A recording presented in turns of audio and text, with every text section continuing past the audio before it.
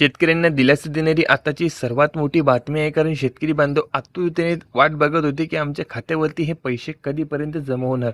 तर काल याचे जे नियोजन होते ते करण्यात आलेलं होतं की खात्यावरती पैसे जमा केले जाणार आणि त्याची पहिल्या टप्प्याची सुरुवात देखील करण्यात आलेली होती. पण काही कारणास्तव हा जो कार्यक्रम होता तो रद्द करण्यात आला. आपण बघू शकतो की डी.वाय. पाटील यांचं निधन झाल्या कारणाने तो कार्यक्रम होता, ज्या कार्यक्रमामध्ये मुख्यमंत्री हे पैसे वाटप करण्यात होते, तो कार्यक्रमच रद्द करण्यात आला. त्यानंतर कार्यक्रम जरी रद्द करण्यात आला असून, परंतु पहिल्या टप्प्यातील आणि दुसऱ्या यादीतील जे शेतकरी बांधव आहेत, त्या बांधवांच्या खात्याला डी-बी-टीची प्रोसेस चालू झालेली आहे.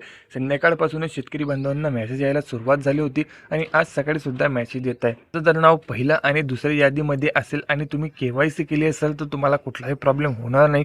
तुमच्या खात्यावरती हे पैसे वितरणाला सुरुवात झालेली आहे. जरी तुमच्या खात्यावरती पैसे आलेले नसतील तरी तुम्हाला काही दिवसांची वाट बघावी लागणार आहे, कारण टप्प्यावाईज हे पैसे येणार आहे. यासाठी सुरुवातीचे काही जिल्हे सुद्धा निवडलेले आहेत. या कारणाने शेतकरी बांधवांच्या खात्यामध्ये पहिले त्या जिल्ह्यांमध्ये वाटप केले जाणार आहे, त्यानंतर दुसऱ्या टप्प्यामध्ये सुद्धा याचं वितरण लवकरात लवकर होणार आहे.